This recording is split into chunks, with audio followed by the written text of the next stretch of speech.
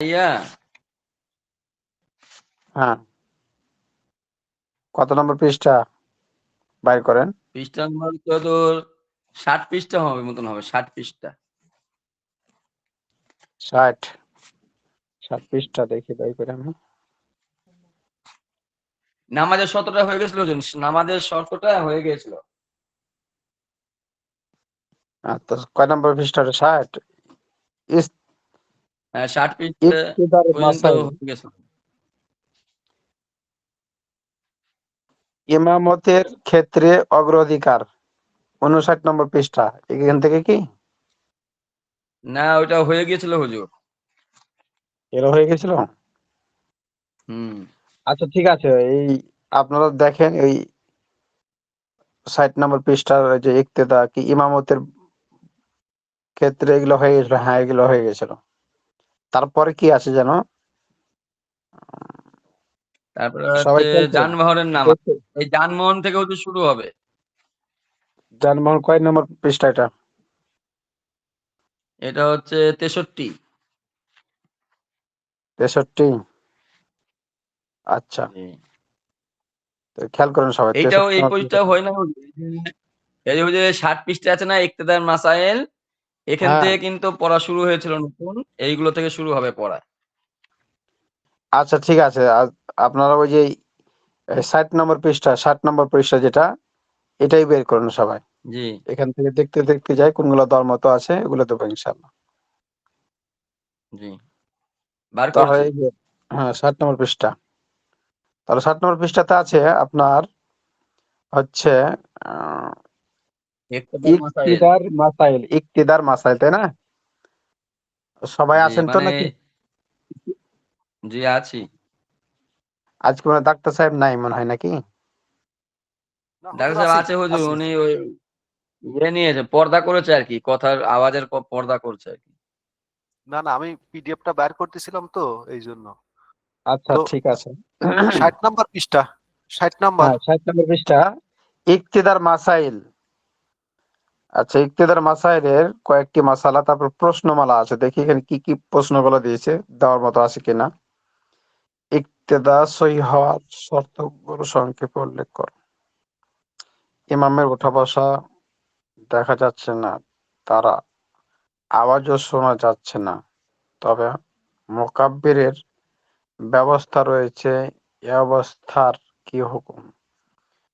আচ্ছা, জানাজার নামাজ, জানাজার নামাজ, জানাজার জানাজা করছে, যানবাহনের যানবাহনের নামাজ। যানবাহনের নাম। আচ্ছা, যানবাহনের নামাজ। আচ্ছা, এগুলো যাক। আচ্ছা, বেতের নামাজে আসেন, ওগুলো বাদ দেন সব।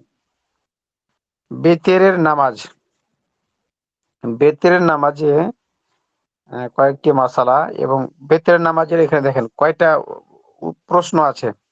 8টা প্রশ্ন আছে। বেতের নামাজ ওয়াজিব হওয়ার ফলাফল কি? বেতের তরক হলে আহ, কাজা করতে হয় কেন? এবং বিনা বজরে বেতের বসে পড়া সহি নয় কেন? আচ্ছা, আপনারা দাগ দেন, আপনারা দাগ দেন হচ্ছে ভিত্তিতে দাগ দিতাম। ভিত্তিতে বেতের, নামাজটা বেতের। দাগ দিয়ে দেয়। হ্যাঁ, বেতের নামাজে দাগ দেন আপনারা। জি। এখান থেকে দেবো, মানে এগুলো খুব দরকার আমাদের। দাগ দিয়েছেন ভিত্তির নামাজটা সবাই? দাগ দিয়ে দিলাম। জি। মাস্তুরাত আর হুজুর বোনেরাও এটা আপনারাও দাগ দেন। মনে হয়। জি। হ্যাঁ, বুঝলাম আর না। কি আর কি বললেন? বেতের নামাজের এখানে দাগ দিয়েছেন সবাই এই প্রশ্নতে? হ্যাঁ, দাগ দিয়েছি হুজুর। এখানে 8টা প্রশ্ন আছে, ভালো করে দেখবেন। এখান থেকে জি, আহ বড় প্রশ্ন, ছোট প্রশ্ন সবগুলোই আসতে পারে, টিক চিহ্ন আসতে পারে। জি, জি। হুজুর, বেতের নামাজের পুরা চ্যাপ্টারটাই? হ্যাঁ, বেতের নামাজের পুরো চ্যাপ্টারটাই আর কি। আচ্ছা। তাহলে এখানে এই যে আমি পি লিখে পরীক্ষা বুঝাইতেছি, তাহলে আপনারা এই চ্যাপ্টারটা ভালো করে পড়বেন। সুন্নাত নামাজ, সুন্নাত নামাজ, সুন্নাত নামাজ প্রশ্নমালা। আসসালানুল সাইদা, আসসালানুল মুআক্কাদা, এটাতে দাগ দেন। সুন্নতে সুন্নত নামাজের ৭১ নম্বর পৃষ্ঠা পাইছেন না? জি। এটা দাগ দেন। সুন্নাতে জায়েদা আর সুন্নাতে মুআক্কাদা ভালো করে পড়বেন। সুন্নাতে জায়েদা কি কি আর সুন্নাতে মুআক্কাদা কি কি ভালো করে পড়ে নেবেন এগুলো। এটা টিক চিহ্ন আসতে পারে, বুঝতে হুজুর পেরেছেন? কত পাতা? ৭১ পাতা। এটা ৭১ নম্বর পৃষ্ঠা, হ্যাঁ। ৭১ নম্বর পাইছেন না? পৃষ্ঠায় এই ৭১ নম্বর হুজুর পৃষ্ঠায় আপনি প্রশ্নমালা দেখাই দিলে তো সবাই তাহলে তো আবার ওইটাই মুখস্থ করবে। পুরা মানে শুধু চ্যাপ্টার বলে দিলে হয় যে সুন্নত নামাজটা দেখবেন, বিতর নামাজটা দেখবেন এরকম বলে দিলে হয়। এখানে এটা যেমন সুন্নাতে জায়েদা, সুন্নাতে জায়েদা কি কি পড়তে হলে তো ওটা চ্যাপ্টার পড়তে হবে। সুন্নাতে মুআক্কাদা দেখতে হলে তো পুরোটাই পড়তে হবে।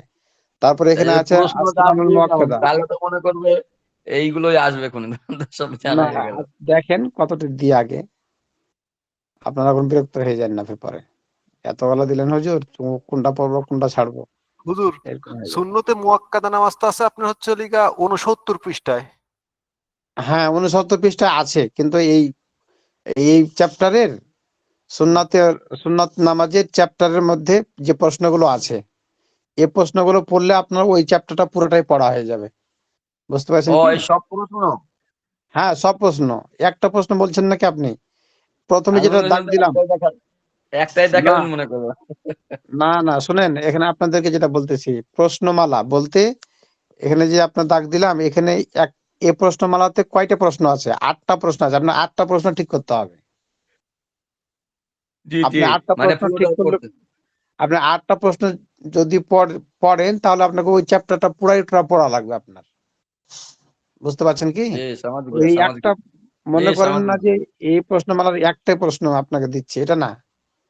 আপনার এই প্রশ্নমালার যতগুলো প্রশ্ন আছে, যেমন আহ ৭১ নম্বর পৃষ্ঠাতে প্রশ্নমালা আছে। এই প্রশ্নমালাতে ৬টা প্রশ্ন আছে। ৬টা প্রশ্ন আপনাকে ঠিক করতে হবে, জি, একটা নয়। একটা যদি আপনি দিই তাহলে তো আপনার জন্য সহজ, আপনি একটা প্রশ্ন ঠিক করে নিয়ে চলে আসতে ওইটাই। পারবেন। কিন্তু আপনি যখন ৬টা মাসলা ওইটাই বলছি। ৬টা প্রশ্ন ঠিক করবেন, তখন আপনাকে গোটাই চ্যাপ্টারটা পড়তে হবে। আচ্ছা, এটা জুমার নামাজ, তারপরে আছে কয়েকটি মাসালা প্রশ্নমালা। জুমার নামাজটা উম, ইমাম অজু ছাড়া এবং বসে খুতবা দিলে কি জুমা হবে? তারপরে কি আছে? ঈদের নামাজের মাসালা। আচ্ছা, জুমার নামাজে দাগ দেন সবাই। জুমার নামাজের ওই প্রশ্নমালাতে আমি দেখাচ্ছি। এটা হচ্ছে ৭৪ নম্বর পৃষ্ঠা, পাইছেন? 10টা জি প্রশ্ন আছে, ভালো ১০টা করে জি, দেখে নেবেন। পাইছি। ১০টা প্রশ্ন আছে। এখান থেকে পড়বেন, টিক চিহ্ন পড়বে, বড় প্রশ্ন পড়তে পারে। বড় প্রশ্ন বলতে ওগুলো সবই প্রায় ছোট ছোট থাকবে, অত বেশি বড় না। তাহলে দিছেন, সবাই দাগ দিছেন? জি হুজুর। জি, দিয়েছি। ঈদুল ফিতর, সফরের নামাজ, তারপরে আছে কিসের? মুকিম মুসাফির পরস্পরের ইক্তেদা, অসুস্থ ব্যক্তির নামাজ, কয়েকটি মাসালা, কাজা নামাজ পড়া,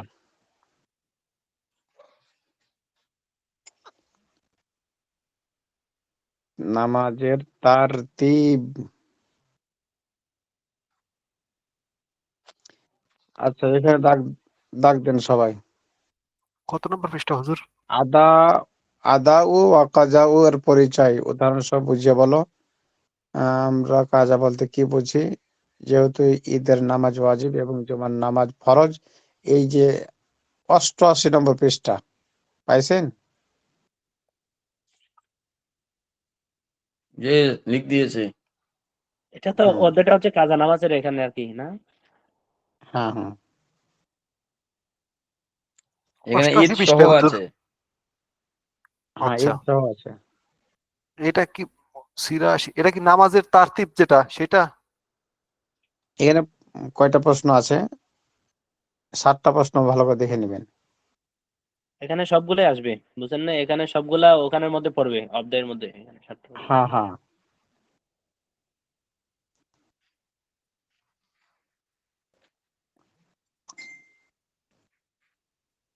সাহু সিজদা, তারপর আছে দেখি কি কি আছে। সাহু সিজদা সূরাত, শেষ রাকাতের পর দাঁড়ানো, কয়েকটি মাসালা, তেলাওয়াতে সিজদা, তেলাওয়াতে সিজদা সূরাত, কয়েকটি মাসালা, সালাতুল খাউফ, কুসুফের নামাজ, কয়েকটি মাসালা, ইস্তিসকার নামাজ, নামাজের আজান ও ইকামত,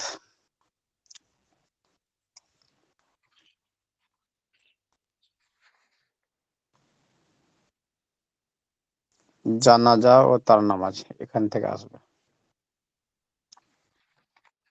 কোথায় ডাক দিব? প্রশ্ন এখানে জানা যায়। থামেন, কাফন দেখে নিচ্ছি আমি বিষয়।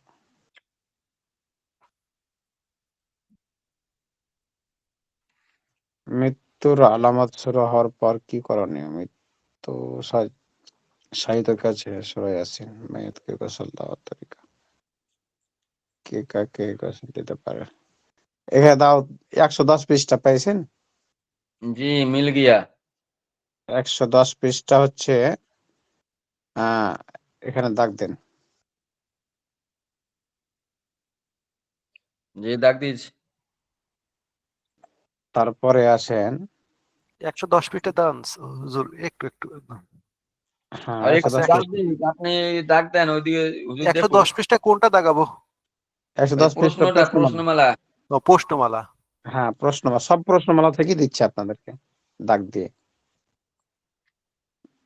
জানাজাটা আমাদের জন্য ইম্পর্টেন্ট, এই জন্য এখান থেকে প্রশ্ন করবে। জানাজার নামাজের রকম কি কি, জানাজার নামাজের শর্ত কি কি, এটা দাগ দেন। 113 পৃষ্ঠা, এটা অবশ্যই আসবে। জানাজা নামাজের রকম কি কি, জানাজা নামাজের শর্ত কি কি, তারপর নবজাতের জানাজা পড়ার মাসালা কি, মসজিদে জানাজা পড়ার হুকুম কি, এখান থেকে আসবে অবশ্যই ইনশাল্লাহ। হ্যাঁ,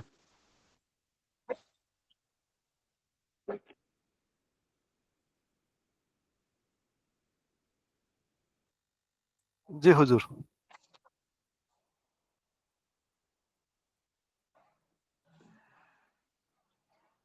হুম, তারপরে কি আছে দেখি।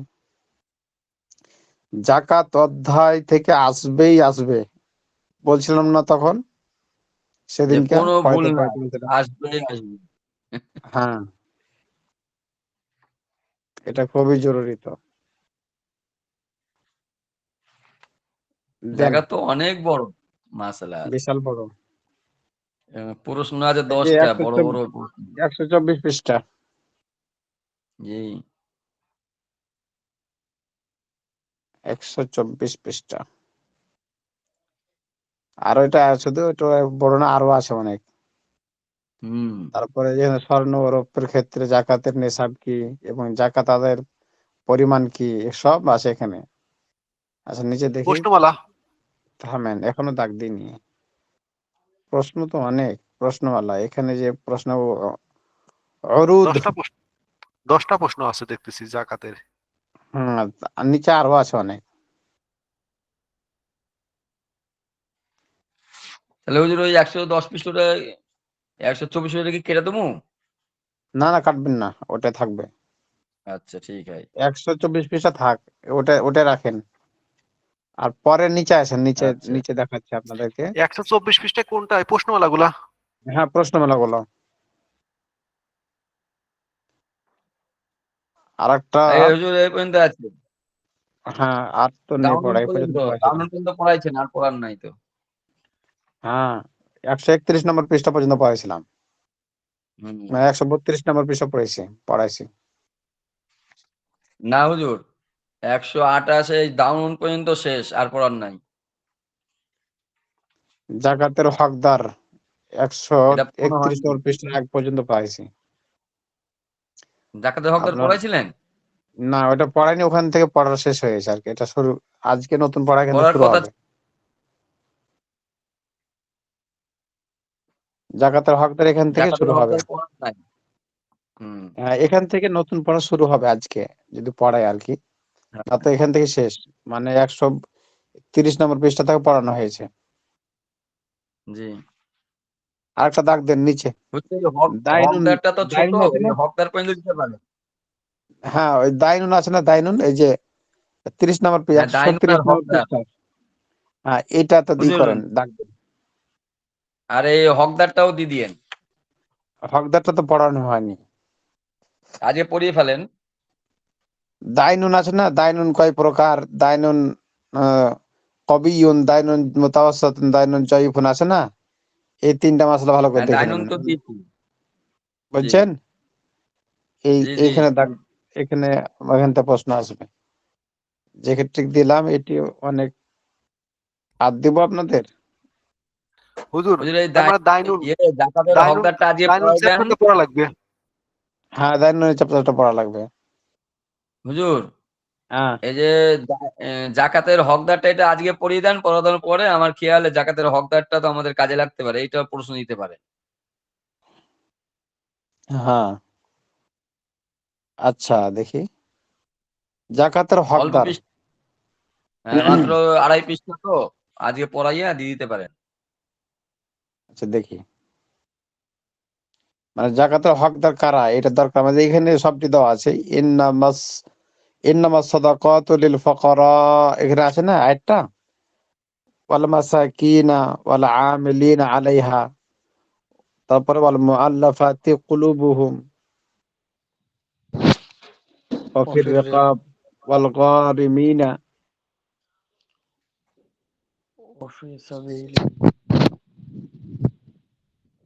তাহলে এটা কি আল্লাহ প্রশ্ন সুন্নাহ করে শুনতে দাগ পাচ্ছেন? দিবেন? আল্লাহু আলাইকুম হাকিম, আল্লাহু আলিমুন হাকিম। আচ্ছা, এটা পড়াই তারপর দেখি, এটা আগে আচ্ছা, পড়াই। ঠিক হ্যাঁ, আছে। এটা জি, আগে জি। পড়াই, তারপরে এটা দেওয়া যাচ্ছে কিনা তখন এটা দাগ দিয়ে দেবো। তাহলে আজকে এখান থেকে শুরু করা যায়। জাকাতের হকদার, মানে জাকাতটা তখন পর্যন্ত আমরা পড়লাম, জাকাত কে কে পাবে, জাকাত কি কি জিনিসের জাকাত কি কি জিনিসের আদায় হবে বা বের হবে, কতটুকু মাল থাকা লাগবে, কতটুকু স্বর্ণ রৌপ্য থাকলে, এর সম্পর্কে আমরা বিস্তারিত জানলাম।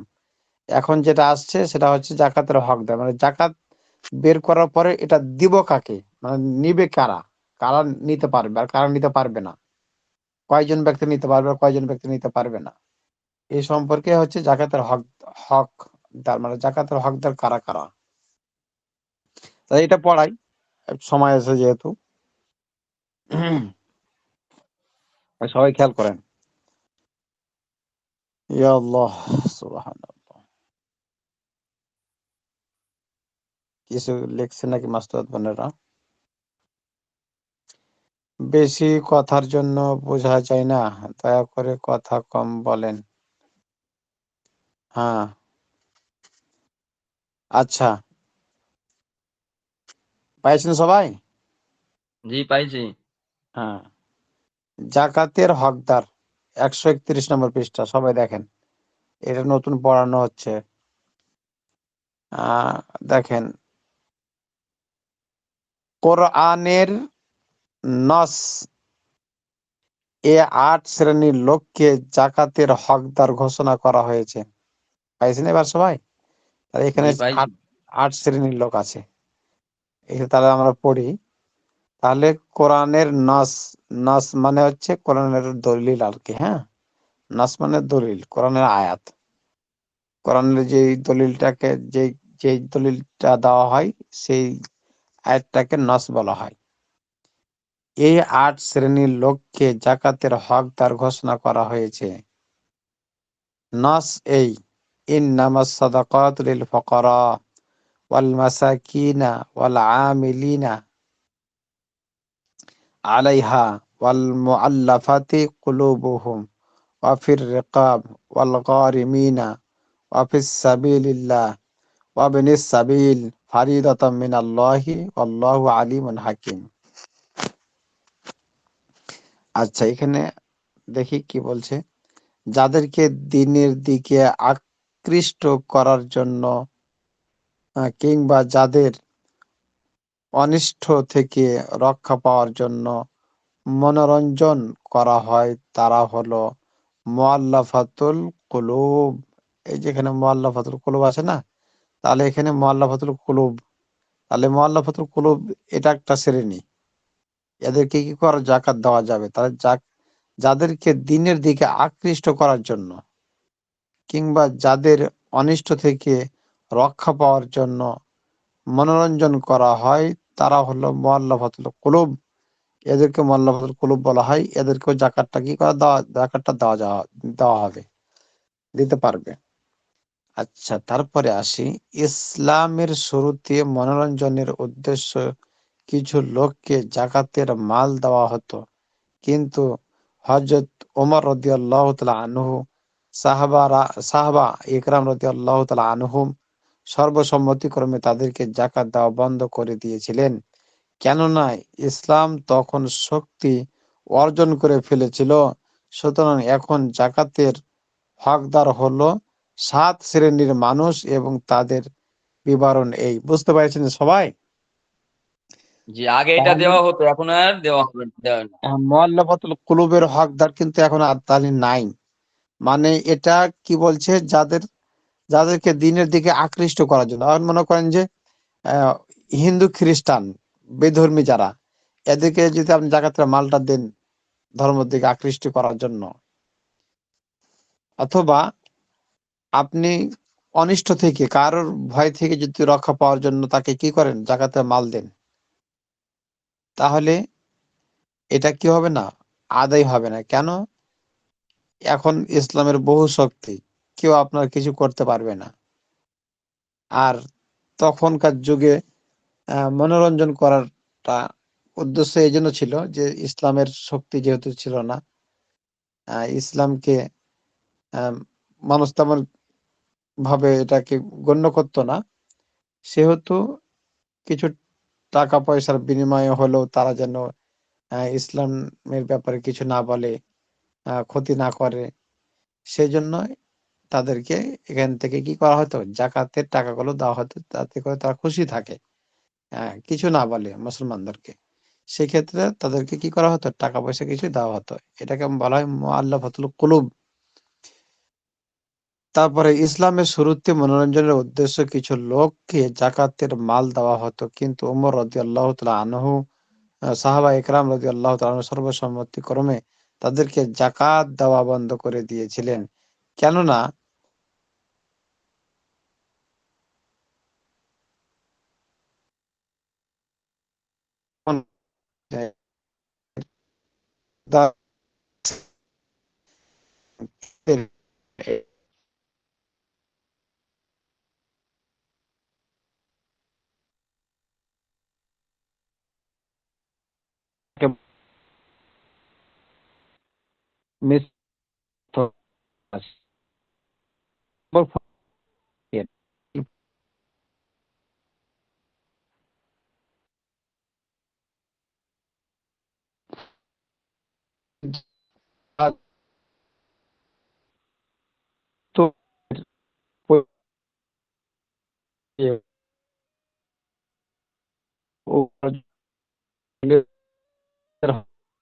কিন্তু হুজুর, আপনার কি নেট সমস্যা নাকি?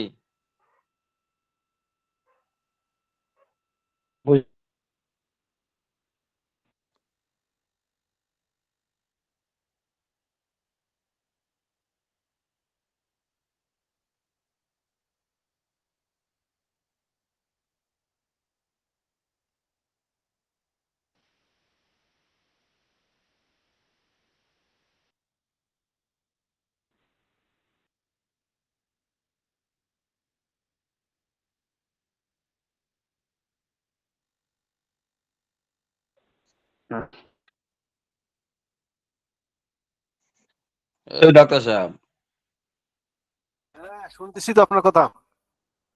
হুজুরের মনে হচ্ছে নেটের সমস্যা হয়েছে। জি জি, নেটওয়ার্ক প্রবলেম।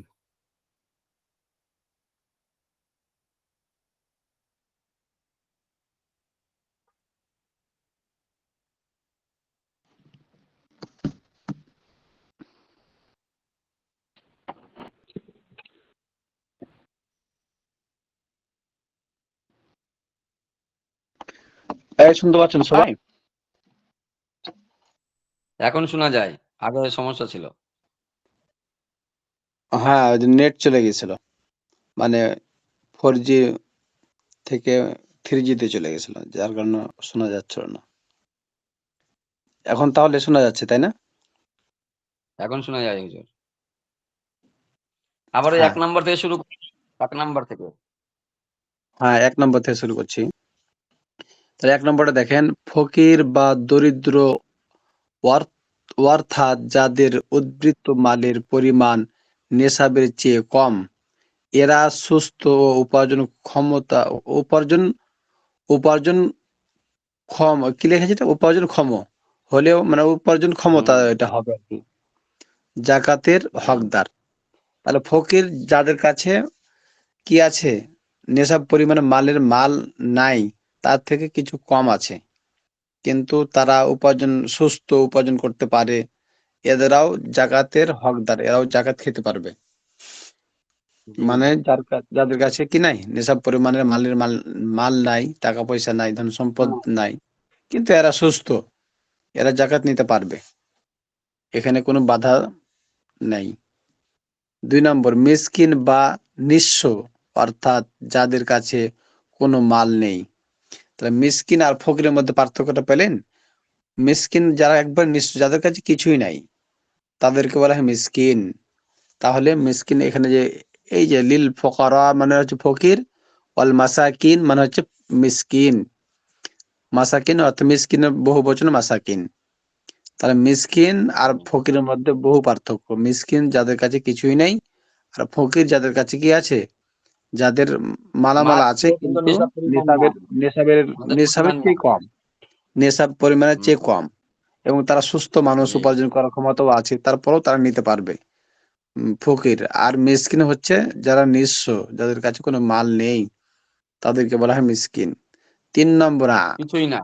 হ্যাঁ 3 নম্বরটা দেখেন, আমিল, অর্থাৎ জাকাত এবং উসুলের কাজে নিযুক্ত ব্যক্তি। জাকাত এবং উসুলের কাজে নিযুক্ত ব্যক্তি। এই যে তাহলে ওয়াল আমিলিনা আলাইহা, ওয়াল আমিলিনা আলাইহা, তাহলে যারা জাকাত এবং ওসর এগুলো কালেকশন করে। এখন তো মনে করেন যে আমাদের বাংলাদেশ আহ ইসলামিক আইনে চলে না, যার কারণে জাকাত এগুলো সরকারের লোক আদায় করে সেভাবে বাড়ায় না, কিন্তু যেগুলো ইসলামের বিধান যে রাষ্ট্রগুলোতে কায়েম আছে, সেই রাষ্ট্রগুলো থেকে সরকারের পক্ষ থেকে লোক কি করে, উম, তাদের কাছে গিয়ে গিয়ে জাকাতের টাকাগুলো ওসুল করে, মানে কালেকশন করে, তারপরে এগুলোকে একটা রাষ্ট্রীয় কোষাগারে জমা করে বা রাষ্ট্রীয় খাতে জমা করে। আর যারা এই কাজের জন্য যারা নিয়োজিত, তারা এইখান থেকে কি করতে পারবে, জাকাত নিতে পারবে। এদেরকে বলা মানে হচ্ছে ওয়াল বেতন, বেতন। আমিলিনা। হ্যাঁ বেতন। তারা ওই বেতন নয়, বেতন আলাদা জিনিস, আর জাকাত আলাদা জিনিস। তাহলে তারা জাকাত কালেকশন করতে এসে ওই কালেকশনের মধ্যে থেকে একটা পার্সেন্ট বা একটা অংশ নিতে পারবে তারা ওখান থেকে, এটাই বলছে আর কি। পারিশ্রমিক হিসেবে আর কি, পারিশ্রমিক হ্যাঁ হিসেবে। হ্যাঁ, তাহলে আমিলিন, জাকাত এবং ওসুলের কাজে নিযুক্ত ব্যক্তি, কাজ অনুযায়ী তাদের পারিশ্রমিক জাকাতের মাল থেকে দেওয়া হবে। এই নিচে দিছে, কাজ অনুযায়ী তাদের পারিশ্রমিক জাকাতের মাল থেকে দেওয়া হবে। তার মানে জাকাত ওসুল করতে যে তাদের মানে সময় লাগে, তাদের দিন চলে যায়, তো এই ক্ষেত্রে তারা সেখান থেকে বেতনটা নিয়ে নিবে আর কি। তারপরে আসে, কিন্তু হুজুর এখানে হুজুর আরেকটা কথা, এখানে তারা জানি মাদ্রাসায় যারা কালেক্টর আছে তো 12 মাস নির্ধারিত কালেকশনের জন্য আছেই। এরা তো রোজার হ্যাঁ মাসেও যে জাকাত কালেকশন করে, অতএব এরা এখান থেকে কিন্তু জাকাতের থেকে তারা বেতন নিতে পারবে না, তাই না? এটা এখানে যেটা বলছে, এখান থেকে যেটা পাওয়া যাচ্ছে আর কি, সেটা হচ্ছে যে যারা আহ শুধু জাকাত, লিল্লাহ জাকাত যারা আদায় করে, হ্যাঁ, তাদের জন্য। এইটা আলাদা জিনিস। আর যেটা কালেক্টর আছে মাদ্রাসার বা কোনো ইয়ার মসজিদের হোক বা কোনো প্রতিষ্ঠানের হোক, সেটা ভিন্ন জিনিস। মানে সে কালেক্টর হচ্ছে মাদ্রাসার বেতনভুক্ত, আর যারা জাকাত ওসুল করে শুধু এটা ক্ষণিক মানে কিছু দিনের জন্য, যেমন রমজান মাসে বা অন্য কোনো নির্দিষ্ট মাসে কালেকশন করে, সেখান থেকে সে ওই কালেকশনের সময় অনুযায়ী, দিন অনুযায়ী সে ওখান থেকে বেতনটা নিতে পারবে জাকাত থেকে। আর যারা সারা বছরের জন্য নির্ধারিত, মাদ্রাসার হোক বা অন্য কোনো প্রতিষ্ঠানের হোক, সেটা হচ্ছে যে মাদ্রাসা থেকে তাকে বেতন তাকে কি করে, তাকে দেওয়া হয়। আর সেটা হচ্ছে যে আমাদের দেশে যেহেতু ইসলামিক হুকুমত নাই, ইসলামিক মানুষ আছে কিন্তু হুকুমত নাই, সেই ক্ষেত্রে এখান থেকে বেতনটা নিতে পারবে না, জি যেহেতু এখানে কি নাই, হুকুমতটা নাই। 3 নম্বর গেল। তাহলে 4 নম্বর আর রিকাব, 4 নম্বর তাই দিছে আর রিকাব। তো আল মুআল্লাফাতুল কুলুবে চলে গেছে আগে। ওয়াফির রিকাব, হ্যাঁ, ওয়াফির রিকাব। ওয়াফির রিকাব বলতে কি বলে? রিকাব মানে মনিবের সঙ্গে কিতাবত চুক্তিতে আবদ্ধ গোলাম। বর্তমানে এই শ্রেণীটি পাওয়া যায় না, তবে যখন পাওয়া যাবে তখন তার জাকাতের হকদার হবে, তখন সে জাকাতের হকদার হবে, তারা হকদার হবে। আচ্ছা, তার এখানে রিকাব বলতে বোঝা গেল যে মনিবের সঙ্গে কিতাবত চুক্তিতে আবদ্ধ গোলাম। মনে করেন যে একজন ব্যক্তির গোলাম ছিল, হুম, এই গোলামকে বলছে তার মালিক যে আহ তুমি যদি আমাকে 100 দিরহাম দিতে পারো, তাহলে তোমাকে আমি আজাদ করে দেব। তো এই 100 দিরহাম টাকা তাকে আহ সে যদি জাকাত থেকে নিয়ে কি করতে পারে, তার মালিককে দিতে পারে, তাহলে এই গোলামকে বলা হয় কি আর রিকাব, অর্থাৎ মনিবের চুক্তিবদ্ধ গোলাম, মনিবের সাথে চুক্তিবদ্ধ গোলাম, তাকে বলা হয় আর রিকাব। তাহলে এই মশলাটা বর্তমান যুগে পাওয়া দুরূহ ব্যাপার। এখন তো আর গোলাম বাদী এগুলোর তো আর রেওয়াজ নাই, এগুলো তো চলে গেছে। ইসলাম মানুষ বিক্রি করা, মানুষকে গোলাম করে রাখা, এটা যেহেতু চাই না, সেহেতু এই বিধানটা আস্তে আস্তে এটা কি হয়ে গেছে, মানসুখ হয়ে গেছে। তো এখন যদি ওটা ফের যখন আবার পাওয়া আসে, যাবে আবার করা যাবে। পাওয়া যাবে, তখন এটার উপর আবার আমল করা যাবে। তাহলে এখানে বোঝা গেল যে মালিক মনিবের চুক্তিকৃত আহ গোলামকে বলা হয় আর রিকাব। 5 নম্বর ওয়াল গারিমিনা, এই যে এখানে দেওয়া আছে না 5 নম্বর, ওয়াল গারিমিনা। গরিমিন বলতে কি বলছে?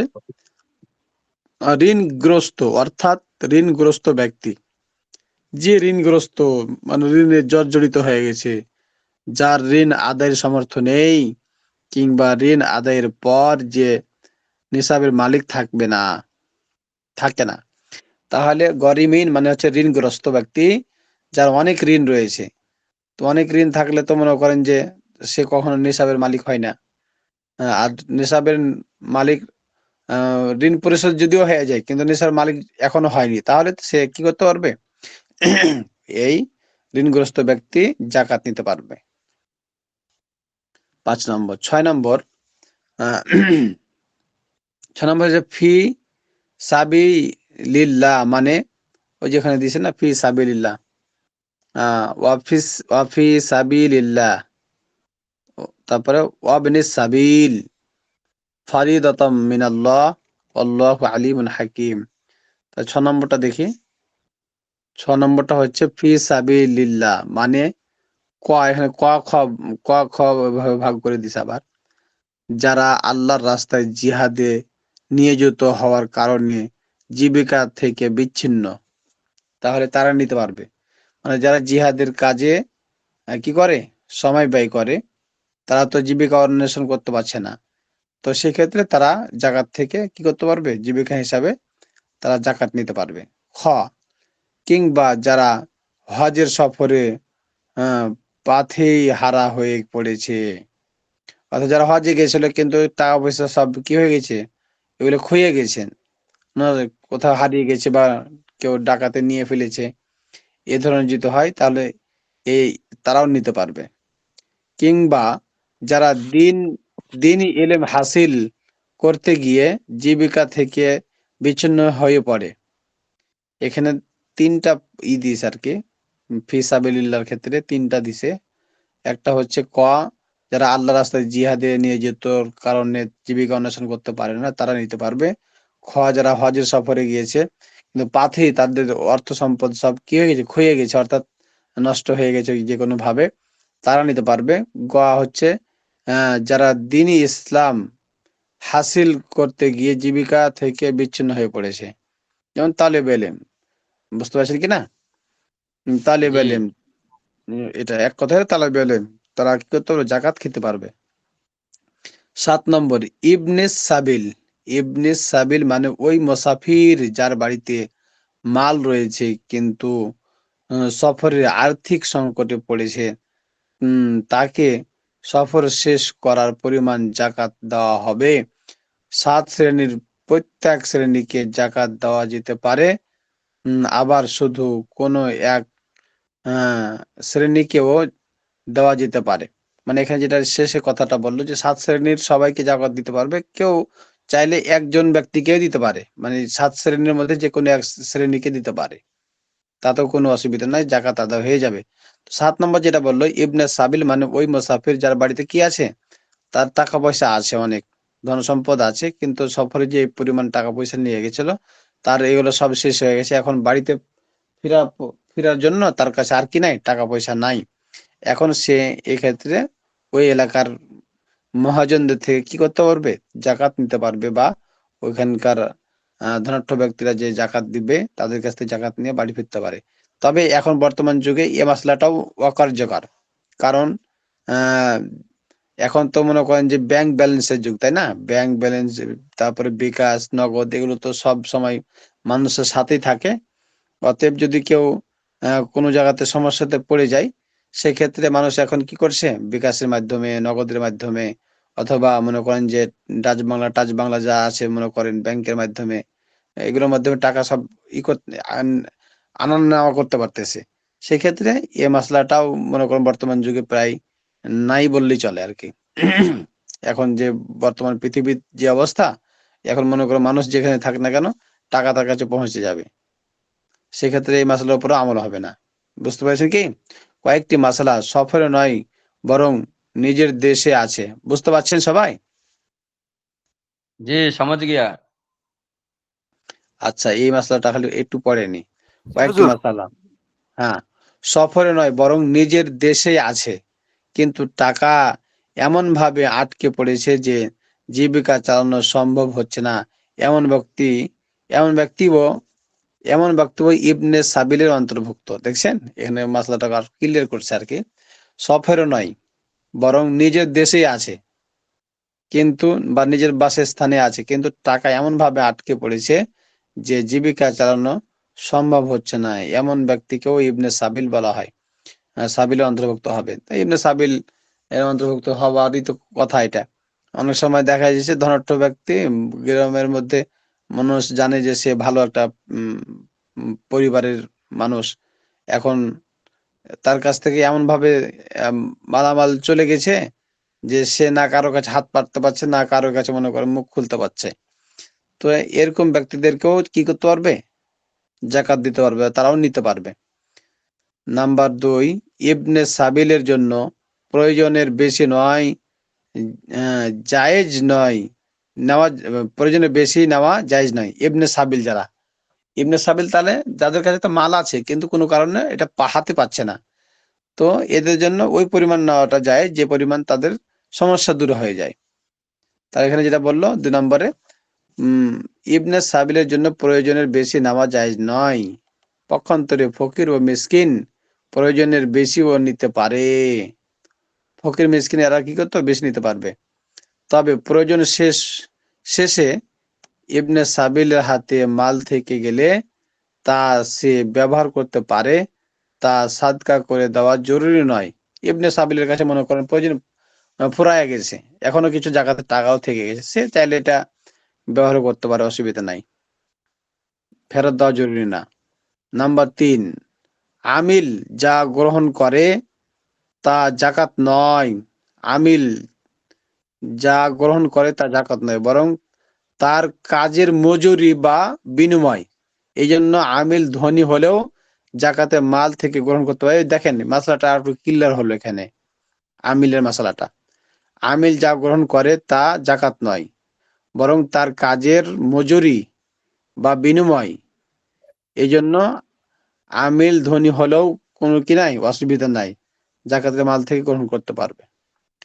এখান থেকেই থাক। এটা একটু আরে অল্প একটু আছে তো হুজুর, আর অল্প একটু আছে হুজুর। আচ্ছা, ড্রাগনকে জাকাত দেওয়া জায়েজ নয়, এই টিউশনি পড়ে দেন, এই টিউশনি।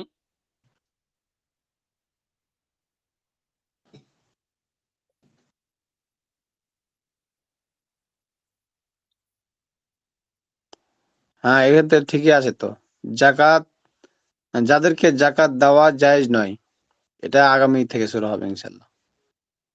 এই 7টা অল্প একটু প্রকার তো মুখস্থ হুজুর। করেন। তারপরে কয়েকটি মাসালা আছে। আচ্ছা পড়ে নিচ্ছি, দেখেন। এটা এটা পড়ে নেন, টাইমও আছে যখন। যাদেরকে জাকাত দেওয়া জায়েজ নয়, মানে যারা জাকাত পাবে না, তারা কারা কারা আর কি? আহ কোনো কাফিরকে, দুই কোনো ধনীকে, আহ হোক সে বালিগ বা নাবালিগ, তিন কোনো হাশেমিকে, মানে হাশিমি বংশকে দেওয়া যাবে না। তারপরে মনে করো স্বামী ও স্ত্রী, স্বামী ও স্ত্রী পরস্পরকে, মানে স্বামী স্ত্রী পরস্পরকে দিতে পারবে না।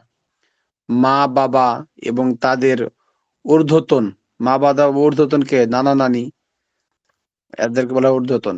উম, মার মার মার মার মা বাবা, পিতার মা বাবা, তাদের নাম মা বাবা, তাদের দাদা দাদি নানা নানি, এদেরকে দিতে পারবে না। তদ্রূপ সন্তান এবং সন্তানের উম, অধ অধস্থন কাউকে, এমনি ভাবে সন্তান এবং, অধীনস্থ।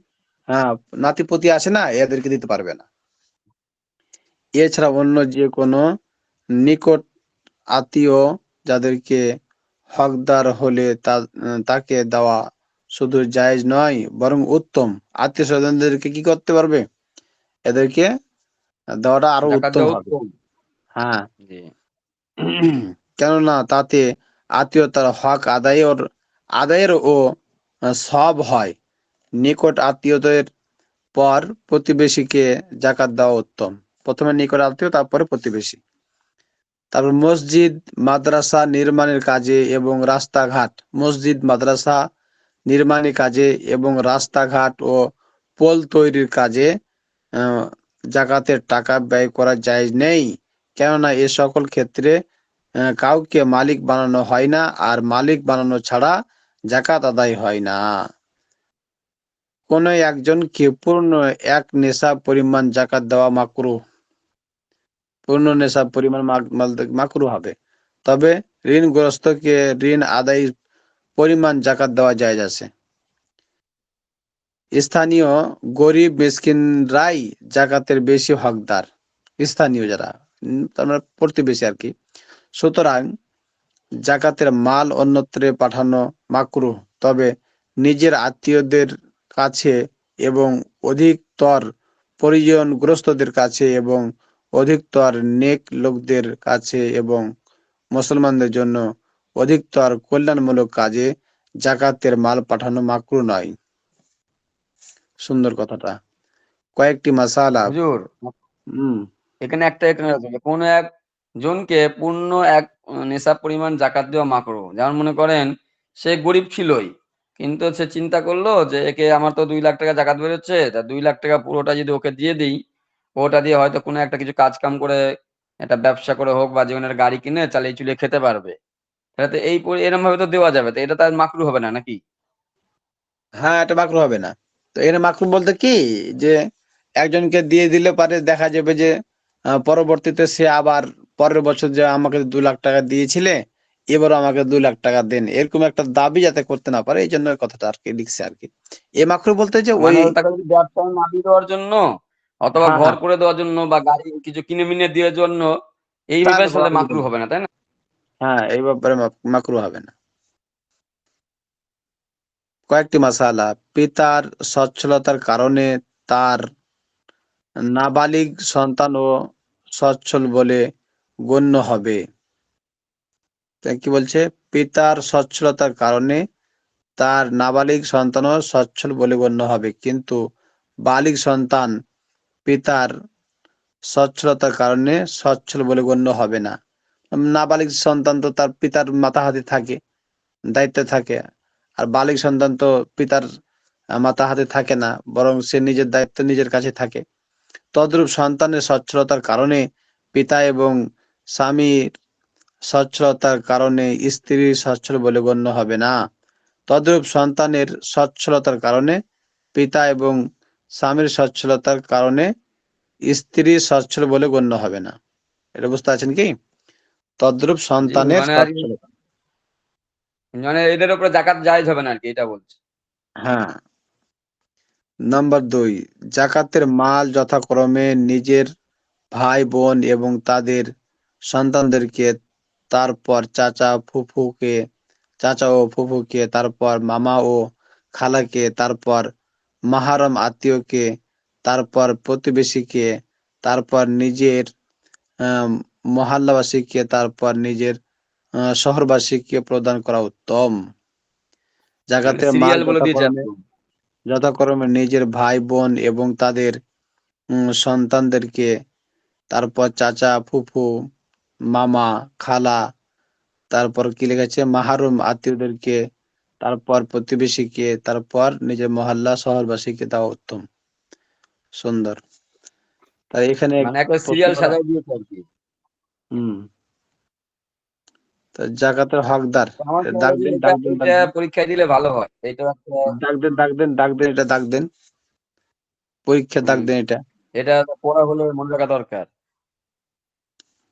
এটা পরীক্ষাতে আসবে। জাকাত থেকে অনেকগুলো আসবে আর কি। জি, এই তো যেগুলো দাগ দিলেন এইগুলোই। হ্যাঁ, এগুলি পড়েন। মানে এটা কি জাকাতের হকদার থেকেই এই চ্যাপ্টারটাই দেখাবো না হ্যাঁ, হ্যাঁ, এ পর্যন্তই দাগ দিন, তারপরে পরীক্ষা এখান থেকে হবে।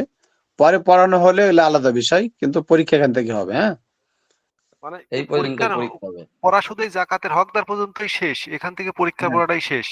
হ্যাঁ, হ্যাঁ, এখান থেকেই শেষ। ঠিক আছে, কত বাজছে? হ্যাঁ, টাইমও শেষ হয়ে গেল। জি, তো ঠিক আছে, আজকে এ পর্যন্ত থাক। আর হুজুর, এখানে রচনামূলক প্রশ্ন কয়টা করবেন? রচনামূলক প্রশ্ন চারটা, আর বাদ বাকি সব টিক চিহ্ন, 6টা টিক চিহ্ন। মানে তার বললে চলে মধ্যে যে জাকাতের পুরো অধ্যায়টাই আর কি, জাকাতের ফুল অধ্যায়টাই পড়তে হবে। হ্যাঁ, হ্যাঁ,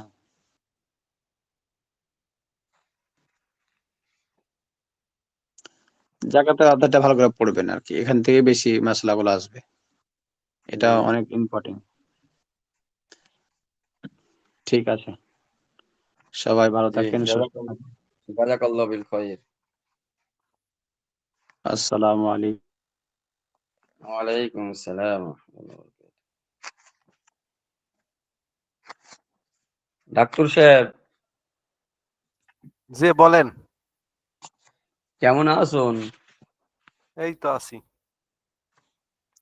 এই তো এই আবার কি? অজু, ওই যে বেহেস্তি যে ওরে আপনার হচ্ছে ওলিগা অজু নষ্ট হওয়ার যে কারণগুলো মেলা কারণ তো। মেলা কারণই দেবেন। তো 2 পাতা 3 পাতা লাগবে না আমার তো। 4 পাতা দেবেন, অসুবিধা কি?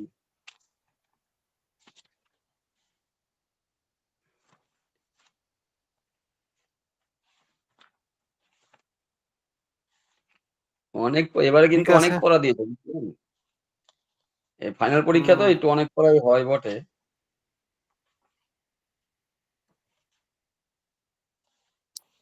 ঠিক আছে, দেখা যাক। সমস্যা নাই। ভালো করে পড়ে এলেম হাসিল করার নিয়ে তো পড়া। এই পরীক্ষায় নাম্বার পাস, বেশি নাম্বার এগুলো তো মেন জরুরি না। কেতাব বোঝা, মাসলা বোঝাটা হচ্ছে মেন জরুরি, বুঝতে হয়? হুম, এবার তো আপনি পরীক্ষায় নাম্বার কম পেয়েছেন, এতে সমস্যা না তো। সমস্যা মেন হচ্ছে উদ্দেশ্য যে আপনি পড়া বুঝছেন নাকি, এইটা মেন। ঠিক আছে, বিদায় নেই। আসসালামু আলাইকুম রহমতুল্লাহ।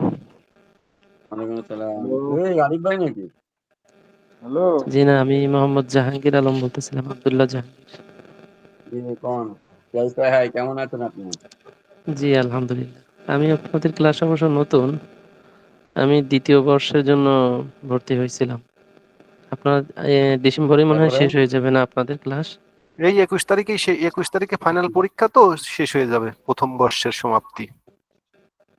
ও, এরপরে তো আপনারাই তো মনে হয় দ্বিতীয় বর্ষে উঠতেছেন। জি জি জি। আলহামদুলিল্লাহ। ভাই, আপনার দেশের বাড়ি কোথায়? আমার দেশের বাড়ি হচ্ছে নীলফামারীতে। কতদিন আগে ভর্তি হয়েছেন? এই তো প্রায় এক সপ্তাহের মতো হইলো। এক সপ্তাহ মনে হয় হয়নি, 3-4 দিন হয়েছে। ও, আপনি কি প্রথম প্রথম বর্ষেই মানে পরীক্ষা দিবেন, না দ্বিতীয় বর্ষে পরীক্ষা দিবেন? না না, আমি দ্বিতীয় বর্ষে এই ভর্তি যে হব, ভর্তি পড়বো। হচ্ছে এখন যে এই হুজুরে ছাড়লো না, ওই অ্যাড ছাড়লো, ওই অ্যাডেতে উনি ভর্তি হয়েছেন। জি জি জি। ওই যে ওনাকে যে প্রথম প্রথম বর্ষের যে বর্ষে লিঙ্ক। পরীক্ষা হবে, একটা জামাত যে হবে ওই জামাতের জন্য ওনাদের একটা, আপনাদের কোন মাস থেকে ক্লাস হওয়ার দিয়েছে, ডেট দিয়েছে কবে থেকে? জানুয়ারির 1 তারিখ থেকে ক্লাসের কথা বলছে। হ্যাঁ, তাহলে আপনাদের একটা নতুন জামাত আর ওই 1 তারিখে হবে। এটা আপনাদেরকে আমাদের সাথে লিঙ্ক দিয়েছে কি জন্যে, যে আপাতত বসে থাকবেন কে, একটা স্টাডি করেন আর কি, মানে জি একটু জি জি। অভিজ্ঞতা থাকুক এই কারণে আর কি। কিন্তু এটা তাহলে তো প্রথম বর্ষ, দ্বিতীয় বর্ষ হবে কেন? তৃতীয় বর্ষের যেটা ইয়া হবে, না না, তৃতীয় ব্যাচ, আমাদেরকে দ্বিতীয় দ্বিতীয় ব্যাচ। বর্ষে আমরা দ্বিতীয় বর্ষে ভর্তি হয়েছি। আমাদের ক্লাস হবে জানুয়ারি 1 তারিখ থেকে। না না, মানে প্রথম আলিম প্রথম ব্যাচ তো আমরা, দ্বিতীয় ব্যাচের তো ক্লাস অলরেডি অনেক শুরু হয়ে গেছে। আমাদের ক্লাস বলছে জানুয়ারি 1 তারিখ থেকে শুরু হবে। আর ওটা আজকে হুজুরা এটা ভালো তাহলে করে বুঝবে, ওটা সমস্যা এটা নেই। কি আপনাদের ব্যাচটা আলাদা থাকবে, আমাদের ব্যাচটা নাহমিরা পৌঁছাবে এই জানুয়ারি থেকে, বুঝছেন? মুফতি সাহেব, হুম। এটা কি তৃতীয় ব্যাচ শুরু হবে নাকি ওনাদের? হ্যাঁ হতে পারে, অসুবিধা কি, তৃতীয় ব্যাচ আমার করবে। তো মনে হচ্ছে তৃতীয় ব্যাচ। এই যে মাঝে মধ্যে হুজুররা বলে যে দ্বিতীয় ব্যাচের ছেলেপেলেরা বেস্তিজোর পড়া ভালো শিখে গেছে, এটা বলে না মাঝে মধ্যে দেখি যে হুম। আরে হাতের লেখা ভালো হয়ে গেছে ওদের, এরকম বলে ঠিক মাঝে আছে, মধ্যেই বলে তো। ভাই হচ্ছে, আচ্ছা অসুবিধা নেই আব্দুল্লাহ ভাই, সমস্যা নাই। আপনি কি আপনার ক্লাস শুরু দিয়েছে, ক্লাস করতে থাকেন, এই একটা স্কুল বানানোর জন্য জানুয়ারি থেকে আপনাদের মেন ক্লাস শুরু হবে ইনশাআল্লাহ।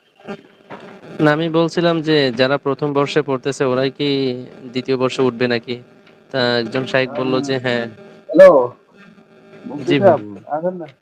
না, আমরা দ্বিতীয় বর্ষে উঠবো, কিন্তু আমাদের প্রথম ব্যাচ, দ্বিতীয় ব্যাচ তো আমার জানা মতে শুরু হয়ে গেছে, এবং তৃতীয় ব্যাচের ভর্তির আবেদন নিচে বোধহয় হুজুর। আচ্ছা, এত আমাদের চেপাচানো দরকার নেই ডাক্তার সাহেব, তুই থাক দাও, ওনার যেভাবে দেবে সেভাবে আল্লাহ দেবে ওনাকে। হ্যাঁ মামুন ভাই কি বলছেন? হ্যালো, হ্যাঁ বলেন। কি অবস্থা ভাই, ভালো আছেন? আলহামদুলিল্লাহ। আপনারা ব্যস্ত লাগে বেশি। ব্যস্ত লাগে, আপনি আসেন না, ফাঁকিবাজ। পাখিবাজ নিয়ে কি কইতাম, মানে এই চিন্তা করতেছি কোন দিকে যাইব। আমার দিকে আসবেন, আবার কোন দিকে যাবেন আবার? এর সামনে হ্যাঁ, নাকি বোর্ডের পরীক্ষা এলেন চলবো। আসিফ সামনে ভাই তো বোর্ডের নাকি? পরীক্ষা না, পিছনে পিছনে। গত সামনে সামনে ডিসেম্বরে, গত ডিসেম্বরের 21 তারিখে পরীক্ষা। আরে কাফিয়ের বোর্ডের পরীক্ষা আছে। তা আপনি কি কাফিয়া পরীক্ষা দেবেন? আরে এটা না দিলে তো আপনার তারা বেকার দিলে তো নামবে। তা দেন আপনি, বোর্ডের পরীক্ষার নিবন্ধন তো হয়ে গেছে, আর এখন পরীক্ষা দেবেন কোন জায়গা থেকে?